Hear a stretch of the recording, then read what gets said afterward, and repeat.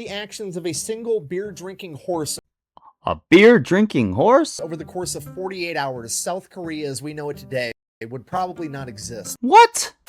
What's going on, ABC Nation? Welcome back to the channel. I am really excited about today's video as so many of y'all have requested more videos from the Fat Electrician. I've already started a list thanks to so many recommendations from you guys, and I promise I will get to them. So if you're not already subscribed and you enjoy more videos like this, consider subscribing because there's a lot more coming.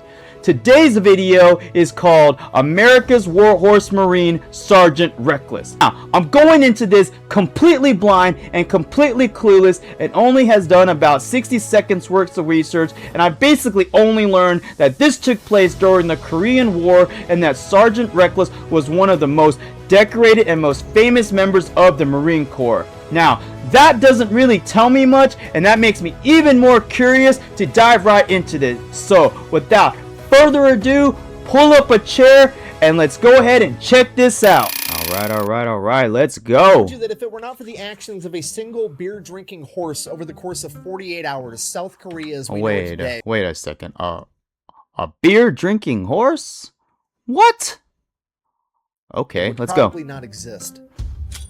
Okay. Today we're talking about the greatest warhorse of all time, the highest ranking animal in Marine Corps history, and the hero of Outpost Vegas. Ladies and gentlemen, Sergeant Reckless.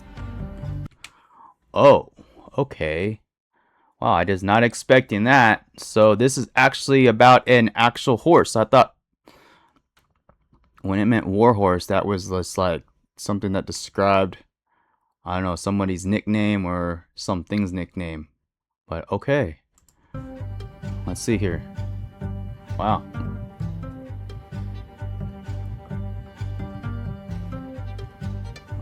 Already 30 seconds in and this is already good. Our story takes place during the Korean War, which is kind of an issue because most people know absolutely nothing about the Korean War, and it's kind of important for context. So we're going to do a real quick and dirty oversimplification of the entire thing. Super casual, 60 seconds. We're going to learn more about the Korean War than most people do in their entire K-12 education. Go ahead and start the timer. Here we go. July 25th, 1950. Communist North Korea, backed by Communist China and the Soviet Union, decides that they are going to attack South Korea and try to take over the entire peninsula. Over the course of the next 5 to 6 weeks, they would almost accomplish their goal, beating the South Korean military all the way to the base of the peninsula, and it is not looking good. But luckily, NATO shows up at the last minute to save the day. The NATO forces are like 90% American, but there's also some British, some Canadian, some Australian, and like 12 other countries on top of that. And they have a huge amphibious landing in Incheon, and they proceed to turn the tables on the North Koreans entirely, beating them all the way back into North Korea, and then they continue to advance, beating them all the way up the peninsula and almost to the border of China. So now the Chinese government's kind of shitting their pants because NATO's like 30 miles off their border, and they can't have NATO coming up in their territory with their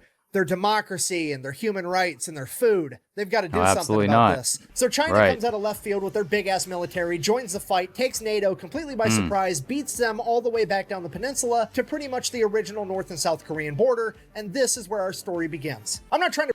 Yeah, I can say that my 60 seconds of research that I did was definitely not that, or at least it didn't go in detail, so...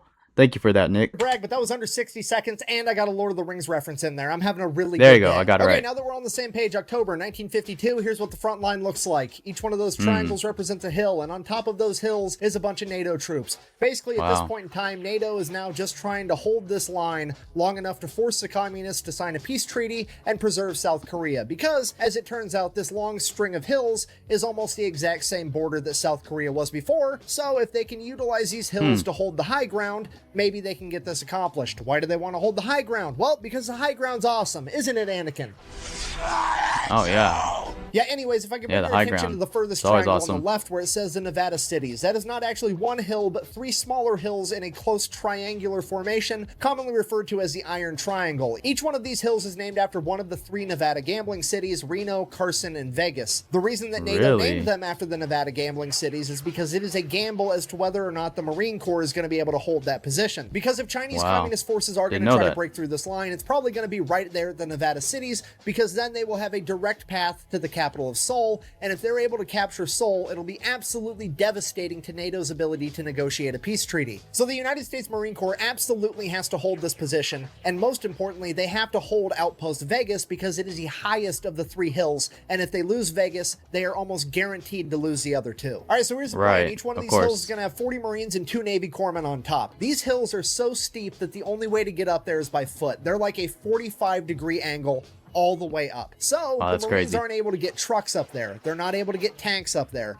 The only thing they can get up there is barbed wire, shovels for digging trenches, guns, and 75mm recoilless rifles. These recoilless rifles are pretty much going to be the Marines' only chance of defending themselves if they do get attacked. The problem with it is, though, since you can't get a truck up on this hill, now the Marines have to carry all the ammunition up themselves, and each shell weighs approximately 24 pounds. So because carrying these shells up this enormous hill 1 or 2 at a time absolutely sucks, the Marines get permission to buy a horse or a mule or a donkey or something. So they go down to Seoul and they start looking. And obviously, the first place they choose to investigate is the horse racetrack at Seoul. Is there probably going to be a pack animal at a racetrack for sale? No, probably not, because that's racehorses, and racehorses don't make good pack animals. But that is the one place that's going to have alcohol and gambling, so you best believe that's where the Marines are going to check first. But as fate would have it, they would meet up with a horse trainer and jockey by the name of Kim Hook Moon, who would be willing to reluctantly sell his horse Chim Hai, which translates to flame in the morning.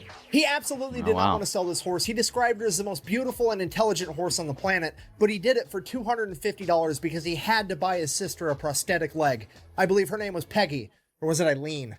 Anyways, the Marines buy this horse, they throw her in a trailer, they take her back to camp. From there, she immediately goes into what the Marines call hoof camp. Get it? Hoof camp, boot camp. That's funny. Moving on. The first thing they do is try to get the horse acclimated to battle by firing the recoilless rifle near her. And the first time they fired this rifle, this horse jumped 4 feet straight into the air and freaked the fuck out. Then they calmed her down, they fired it again, still scared out of her mind. And they fired it again and again. And by the 8th time they fired it, she was completely calm, and a recoilless rifle never scared her ever again. From there, they taught her how to survive. She learned how to avoid barbed wire. She learned not to get too close to the back end of the recoilless rifles because the blowback could hurt her. She learned that whenever a Marine yelled incoming, she needed to run to a nearby bunker, or if she wasn't near a bunker, she learned how to lay down. Wow, that is amazing. Man, horses are so smart. They're just so smart. She completed her training. The Marines ordered her a special saddle to be made and shipped all the way from America that would allow her to carry a bunch of recoilless rifle rounds. Until then, though, she began helping the Marines any way she could, mainly by helping string communications cable between the different outposts and the ammunition point, and she could string more cable than 10 men combined. At this point, the Marines really started to like this horse, so they decided they were going to give her a new name. Reckless, named after the recoilless rifles, which were commonly referred to as reckless rifles. And from that point on, she just became another one of the guys, and that's exactly how the Marines started treating her. She began eating whatever the Marines were eating. She loved bacon and eggs, she loved beer, and apparently if you were ever having mixed drinks, Reckless would walk up to you, nudge you with her head, and stick out her lower lip, and let you mix a mixed drink directly into her mouth. Then her special... Wow, okay. Well, okay, now I'm even more surprised. I thought Sergeant Reckless was a nickname for someone in the military or the Marine, and then just happens to also be about a horse now that we found out. But no, Sergeant Reckless is the horse. Wow, that's crazy, and that's amazing. She starts kicking ass on the battlefield. She delivers 6 rounds at a time, and she can make a trip from the ammo point to the firing position twice as fast as any man can, and he's only carrying 2 rounds. She delivers so much ammo that over the course of a couple battles, the Chinese actually start to target Reckless. And this ends up being a horrific mistake, because the millisecond that Marine Corps leadership figures out that they're trying to target Reckless, they flip the script, turn around to the Marines, and they're like, boys, they're trying to kill Reckless so they can eat her because they're starving communists. At which point, all the Marines responded with... That's funny. Uh-oh.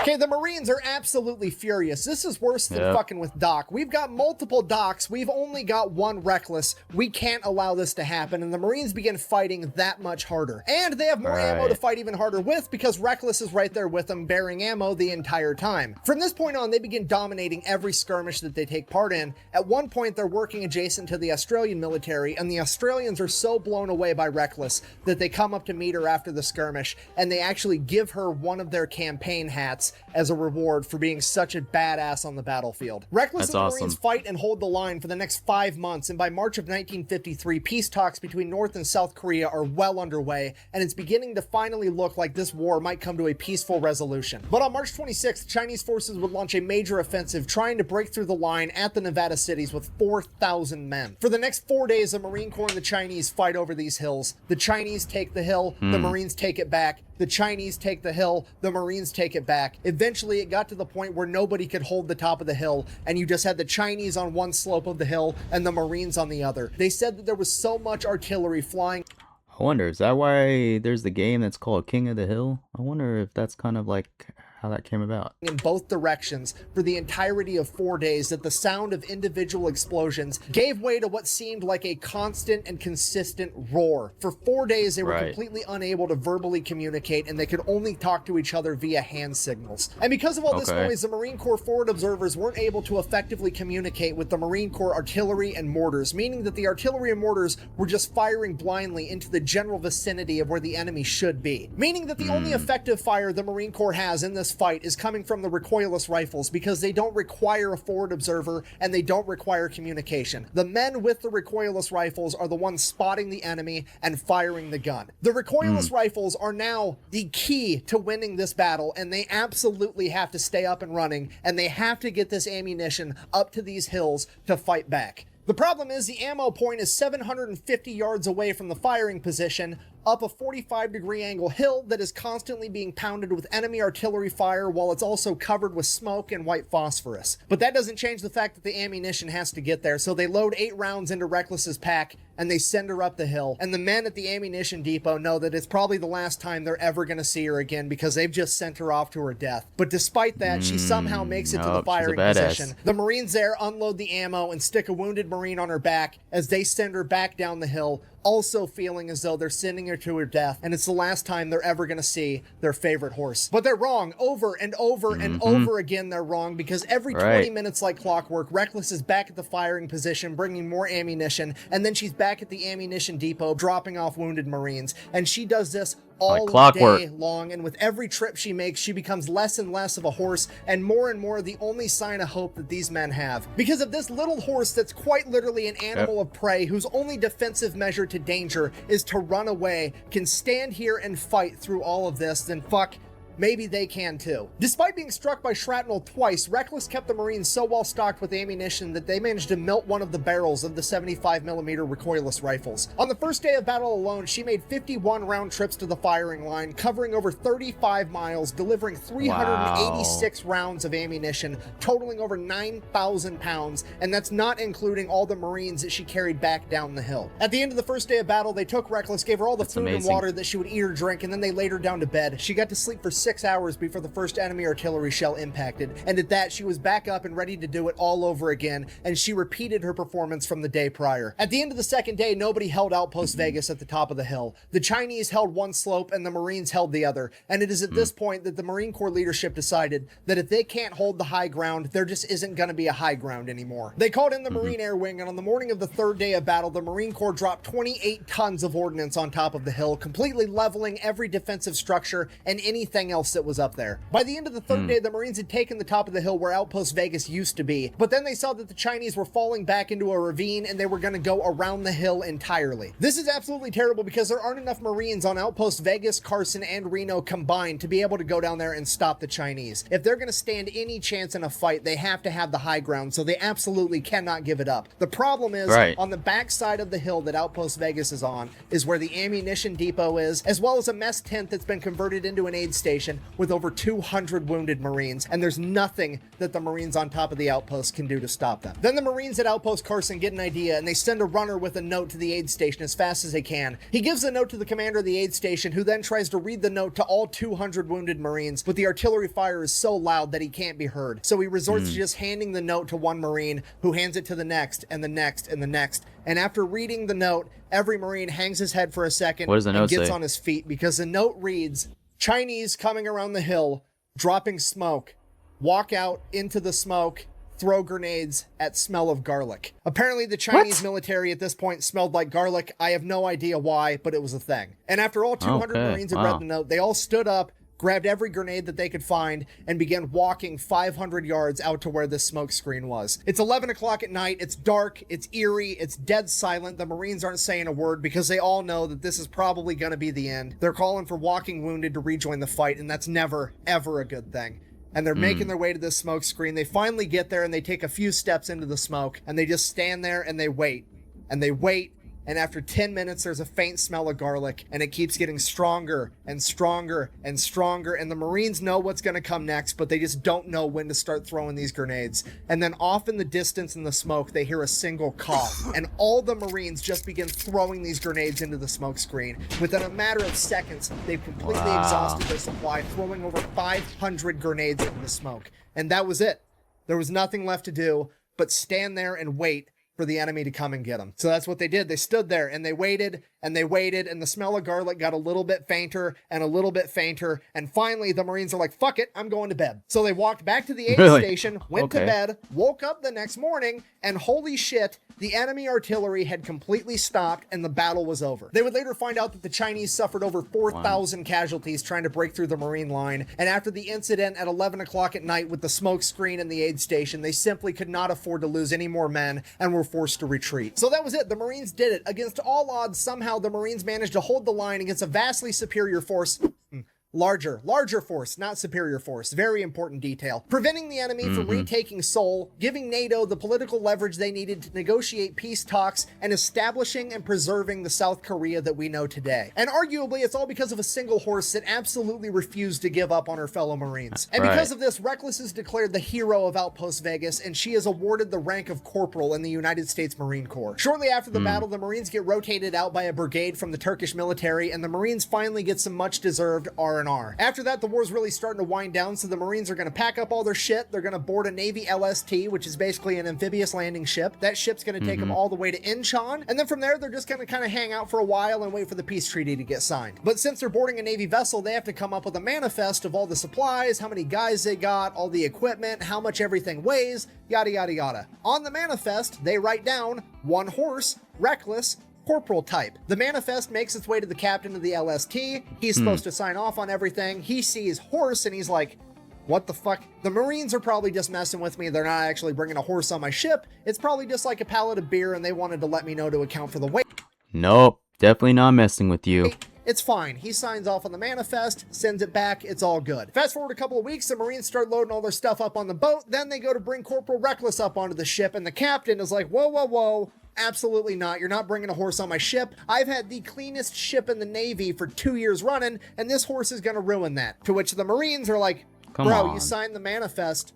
This is happening. Get over it. One thing leads to another. Corporal Reckless gets on that ship. Once they get Reckless, all the equipment and all the Marines on board, the ship takes off, and all the Navy members are kind of making fun of Reckless and the Marines because it's not normal for Marines to care this much about an animal, and they're not treating Reckless with the respect that she deserves. So when they demand that Reckless gets fed bacon, eggs, and beer just like the Marines, the Navy absolutely refuses, and they said they're only going to give her cabbage and wheat. So that's what they do. This upsets Reckless's stomach, and she proceeds to shit all over this boat for the next 3 days. A couple days later, Reckless starts feeling better. They're almost to Incheon. They're about to port, get off this boat. Everything's going to be great. At this point, the Marine Corps officers have a brilliant idea. They decide, hey, us and our men just went through one of the bloodiest battles in American military history. The horse has been sick this entire time. You know what would make everybody a lot happier? If instead of just parking the fucking boat and getting off like normal people, what if we did an amphibious landing, you know,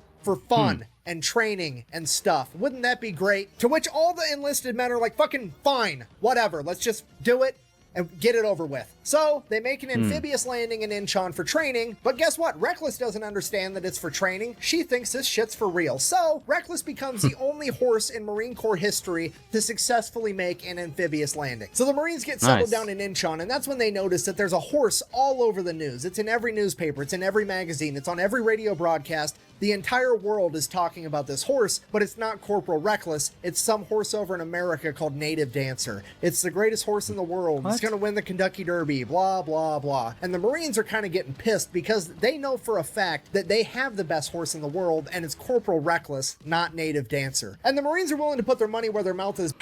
Bet you Native Dancer can't do an ounce of what Reckless can do. Because they pull together over $25,000, which is like over $250,000 in today's money. And they publicly offer it up as a wager to the owner of Native Dancer. Hey, bring your horse over to South Korea, beat Reckless in a race, and you can have the money. But this wasn't just going to be any race. This was going to be called the Paddy Derby. It was a 1.5 mile course uphill through rice paddies, and each horse wasn't going to have a rider, and they were going to have to carry 192 pounds of ammunition. Oh, she's got this in the bag. Fortunately for everybody, Native Dancer's owner decided that they were not going to partake in this competition, so now the Marines kind of just hung out until the weak sauce. Then the order comes down, hey, pack your shit, it's time to go home. The Marines are like, cool, great, grand, wonderful, how are we going to get Reckless home? At which point, the leadership over at the Marine Corps is like, well, here's the thing, we don't think that the taxpayers would appreciate spending their money to transport this horse all the way back to America, so we're just gonna abandon her here. To which the entire Marine Corps is like, the fuck you are. They go into full samurai mode. They're gonna figure out how to get Corporal Reckless back to America through the back channels, whatever it takes. So they end up getting a hold of a public company called Pacific Transport, and they convince the owner to take Reckless all the way back to America. The only problem is Pacific Transport doesn't go to South Korea. The closest he can get is to Japan. Okay, cool. Now we just have to get Reckless from South Korea to Japan. Reckless's platoon then gets a hold of the Marine Corps Air Wing, and they convince those Marines to let them smuggle Reckless onto a cargo plane going from South Korea to Japan. From there, they get Reckless onto the Pacific Transport ship. They take him all the way back to San Francisco, where the Marines are going to re-meet back up with Reckless. Okay, fast forward, the Marines make it to San Francisco. The Pacific Transport ship makes it to San Francisco. The Marines go there to pick up Reckless, at which point they find out that Customs beat them there, and Customs called the Department of Agriculture, and the Department of Agriculture said, we're going to have this horse destroyed because she could have diseases. The Marines then explained to this guy from the Department of Agriculture, look, this is a war hero. You're not killing this horse. She's coming with us. At which point, the Department of Agriculture guy is like, oh no, she's staying here and we're going to have her destroyed. Now, the Marines are kind of looking around at each other. They're looking at this pencil pusher from the Department of Agriculture, and the Marines, without saying a word, have just communicated with their eyes. We're actually going to have to kill this guy and hide the body. Department of Agriculture guy is finally starting to piece together how quickly and how far this might escalate, and he finally comes to his senses, and he's like, okay, look, maybe, just maybe, I'll take a blood sample, I'll take it to the lab, and if she doesn't have any diseases, we'll release her. To which the Marines are like, that's a solid call. So the guy takes the blood sample, says it'll take me about a week to get the results. Go ahead and just leave the horse here. You guys can head out. At which the Marines said, nah, we're going to stay with the horse. And the agriculture guy is like, that's not necessary. And the Marines are like, oh, yeah, it is. Because at this point, the Marines have come to the conclusion that the communists were trying to kill Reckless for food, and American bureaucracy is trying to kill Reckless just for fun, and they cannot let her out of their sight ever again. So, agriculture guy gets a blood sample, he leaves, the Marines hang out with the horse for a little while, and then they're like, oh, hey, there was a Marine Corps ball tonight. Reckless is a Marine. Let's go. Then they smuggled Reckless out of the ship. Then they smuggled her out of the port. Then somehow they got her all the way across San Francisco, into the building, up the freight elevator, and they made it to the Marine Corps ball. Reckless walks in, and she has just given every Marine in that room the excuse they were looking for to get absolutely hammered. Everybody's drinking beer, eating cake, including Corporal Reckless, and Reckless is also eating all the flowers. Oh, it just hit me. Is that where, like, the song that Toby Keith says, beer for my horses? Is that kind of where this comes from?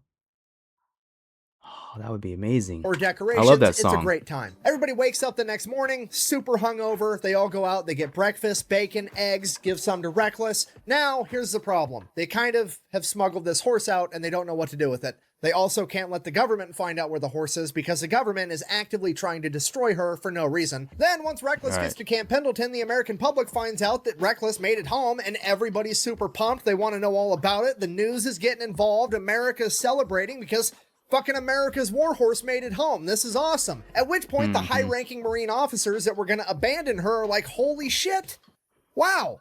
What a great idea. You guys smuggled her all the way here, and we're just going to take credit for it because this is going really well for us. We had no idea that the American public would be okay with us doing the right thing and bringing a war hero home. We thought the American public wanted us spending millions and billions of dollars teaching fucking pigeons how to drive missiles and strapping napalm bombs onto bats and shit. We had no idea that doing the right thing would be so popular. So then they throw a big parade, they have a big ceremony, Reckless gets promoted to E5 sergeant in the Marine Corps, they hook her up with this cool ass blanket, She gets awarded 2 Purple Hearts, 1 for each piece of shrapnel she took during the Battle of Outpost Vegas. It's a huge deal. She starts doing commercials, endorsements. The rule with that was she doesn't work for free. She's willing to do charity events for free. Anything else, if somebody wanted her to endorse a product, it had to be a product she actually liked. If it was food, it better be food she liked. If it was a drink, it better be a drink that she liked drinking. Otherwise, she wasn't going to do it. And those companies had to pay $1,000 for the privilege of working with Sergeant Reckless, and that money went to a charity for the Marine Corps. And here's the thing with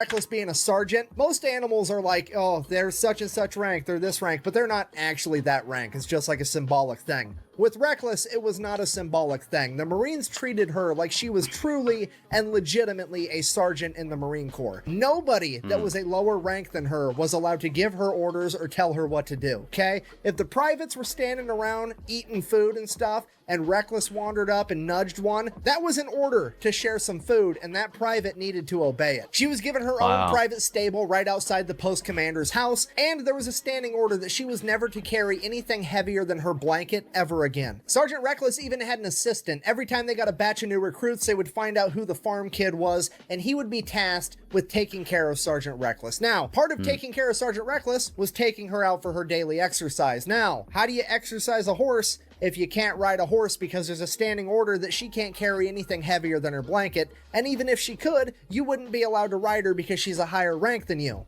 I have no idea. Neither did the Marine Corps, so they told this private, fucking figure it out. So this kid just had to start running next to Reckless 5 miles a day, every day. And this pattern carried on. Every time a new kid came, he just started running 5 miles a day with Reckless, and it became a running joke. Jesus Christ, literally a running joke that whoever was taking care of Reckless was the most in-shape Marine in the Marine Corps. After a little while, the PR started to die down, but the high-ranking officers in the Marine Corps didn't want that to happen because having the Marine Corps in the headlines all the time was really good. So they concocted a plan to stay in the headlines even longer. They were going to get some badass, thoroughbred, Kentucky Derby winning racehorse in here to have a kid with Sergeant Reckless. So that's exactly what they do. They find the thoroughbred horse they're going to breed her with. They hire this PR firm getting ready for all the news and publicity and blah, blah, blah. And then in true military fashion, the officers then proceed to not tell anybody that they fucking should. You know, like the private that's in charge of taking care of Sergeant Reckless. So from his perspective, one day he gets an order, seemingly for no fucking reason, to take Sergeant Reckless over to the normal horse stables, which never, ever happens, and stick her into an empty pen. So that's what he does. And he's like, okay, cool. I'm gonna go get lunch now or take a shit or whatever. So he leaves for a minute, and one of the other Marines comes by and then sticks just your normal garden variety Marine bucking horse in the same pen as Reckless, not knowing it was Reckless because Reckless is never in those pens anyways. So fast forward a little bit, Sergeant Reckless's assistant comes back, and Reckless and this bucking horse are midway through a horizontal jogging session, and he's not about to get in there and stop it. Okay, now Sergeant Reckless's assistant is having a full-on panic attack because Sergeant It's alright. I love the horse noises, by the way. Reckless, the pride of the Marine Corps, is currently getting taken to Pound Town on his watch, and he is definitely going to be in trouble for it. So as soon as they finish, he runs in, gets Reckless, takes her in the barn. He's brushing out her mane. He's getting the scratches off of her sides. He's trying to hide all the evidence. And then while they're in the barn taking care of that, that other bucking horse gets taken out of the pen, and this big old fancy truck pulls up with this big old fancy trailer, and this big ass Kentucky Derby winning thoroughbred racehorse gets unloaded and put in the pen that Reckless was just in. He gets done cleaning Reckless up in the barn, takes her out, and everybody's like, bro, what are you doing? Reckless is supposed to be in there with this other horse. Get him in there. So then all those guys leave to get lunch or do whatever, and Sergeant Reckless's assistant is like, okay, there's no way I'm leaving. I'm not going to have this happen again. I'm going to stay here the entire time and make sure there's no hanky-panky. There'll be no riding the baloney pony around here ever again. I got to make sure this does not happen. So he sits there and cock blocks this thoroughbred the entire time. So as far as he's concerned, mission accomplished. Nobody ever needs to know that Reckless got deflowered on his watch. It's going to be fine. Then, fast forward, 28 days later, he shows up at Reckless's stable first thing in the morning to take care of her, and there's a bunch of high-ranking military officers and a bunch of news crews right outside the stable. No. He rolls up like, what's going on? And the general is like, Reckless is pregnant. And he's like, oh, okay. Oh, no. That's a good thing. And they're like, yeah, no, that's great. That's a terrific thing. At this point, the news crews have kind of put together that this is a kid in charge of taking care of Sergeant Reckless. So one of them yells out, hey, what's the name of that thoroughbred racehorse that she's having the baby with again? At which point he just responds like, what are you talking about? I don't know its name. It was just one of the random Marine bucking horses we had in the pen. Record scratch, dead silence, pure confusion. The general grabs this private, yanks him around the corner of the stable. It's like, what the fuck did you just say? So he explains to the general everything that happened. And the general is like, you idiot. Reckless was supposed to sleep with that big ass thoroughbred racehorse. To which he's like, well, somebody should have told me that. I don't know what to tell you. So now the plan is officially ruined. The news crews leave, and the PR firm has to figure out how to piece this thing back together. And the plan they come up with is to get a big-ass sign and put it up on the hill by Camp Pendleton, and the sign simply says, it's a... ... Yeah, if you're not picking up what I'm putting down, and the plot twist that absolutely nobody saw coming, the United States Marine Corps is actually responsible for inventing gender reveals. And that's how they still managed to generate a bunch of hype for Sergeant Reckless's kid, getting the entire world to speculate as to whether or not it was going to be a boy or a girl. The pregnancy goes great. She goes on to give birth to a colt, aka a boy. They go out, write boy in big blue letters on their sign, and then the Marines throw a big ass party because they're amped, unwittingly throwing the world's first ever gender reveal party, which I'm gonna hold against the Marine Corps forever. But now everybody wants to know, what are we gonna name this young colt? So the high-ranking Marine officers step in again, and they're like, I have another great PR idea. Let's have a competition where all the Marines can submit their ideas for names. We'll pick the best one, and that guy can win a week of leave. Brilliant idea. So that's exactly what they do. Hundreds of Marines send in their ideas for names. The front runners were like Semper Fi, Freedom, Liberty, pretty generic stuff, but that's what you have to do when you have a big public figure like Sergeant Reckless and her new baby. But the commanding officer in charge is just like, I don't like any of these names. I'm gonna name it myself. So he just decides that he's gonna pick a random private and be like, hey, you're the winner, even though you didn't pick the name, but I'm just gonna say you're the winner so I don't look like an asshole. And then he named the colt Fearless, which, that's a great name. I'm just getting really, really jaded with bureaucrats and high-ranking officers in this video for some reason. Sorry about that. Anyways, fast forward a couple years, 1959, Sergeant Reckless is now getting promoted to Staff Sergeant Reckless, E6. There's a 1,700-man parade, a 19-gun salute. The Marines make a huge deal out of it because, well, Reckless deserves it. So that's what they do. And in the crowd that day was none other than the new Private Fearless of the United States Marine Corps, which I thought was pretty cool. Later that year, she would give birth to another boy named Dauntless, and then a couple years after that, she would give birth to yet another boy named Chesty, named after Chesty Puller, the most decorated Marine of all time, and as rumor has it, the last Marine to ever ride Reckless. From there, Sergeant Reckless would retire and spend the rest of her life living on Camp Pendleton as the highly regarded, highly respected war hero that she was before passing away in 1968. So in conclusion, this has been the story of Sergeant Reckless. Where's that at? Maybe on some type of like military or army base? Hero of Outpost Vegas, America's greatest warhorse, the four-legged Marine that fought during the Korean War, which is commonly referred to as the Forgotten War. But as is the case with most of us, it's not that we forgot it, it's that we were never taught about it in the first place. So if you made it this far in the video, I really hope that you learned something. If you want to support the channel, best way to do that is go check out thefatelectrician.com. We got merch. I got a Patreon with deleted scenes. Otherwise, until next time, quack bang, out.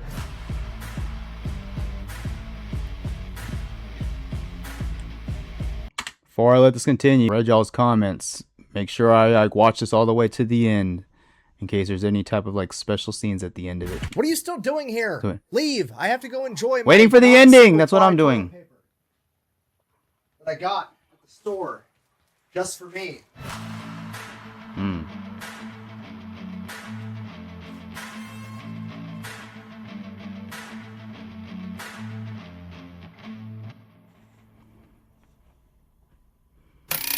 Alrighty, you guys, there you go. That is it. That was the warhorse, Sergeant Reckless. Wow, like I mentioned, you know, went in there completely clueless and completely blind, and now I'm coming out of this completely shocked and completely surprised.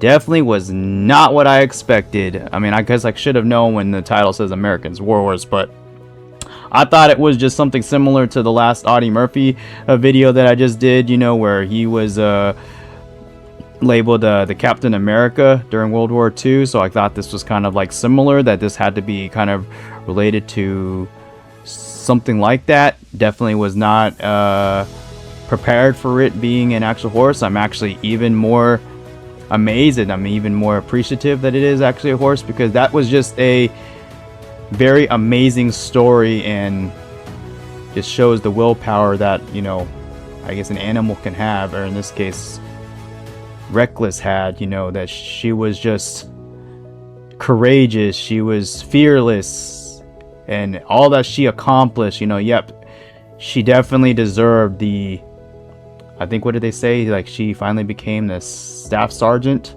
So yeah, she was definitely well deserved of that. And you know, I'm very shocked that, you know, I mean, it's one of those things, you know, once you do something good, you know, people tend to like always like to focus on the negative, you know, or the things that, or don't really focus on like anything that's positive happens. So a lot of challenges and roadblocks that the Marines and the military had trying to get her back to the United States, but you know what, it kind of worked out in its favor, trying to go through all those hoops and boundaries, and that's just kind of the nature of life. It's just not one straight line.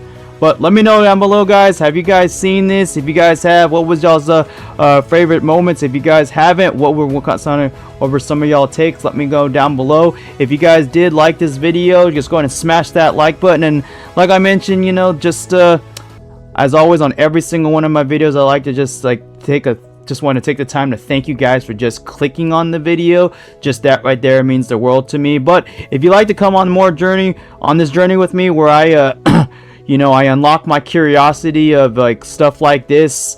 You know, like I said, you know, a lot of you guys recommended a lot of videos from the Fatty Electrician. I've got a huge list going up, so stay tuned. There's going to be more to come. If that encourages you guys to subscribe, consider subscribing. But outside of that, that's going to be it for me. Until next time, I'll see you guys on the next video. Peace.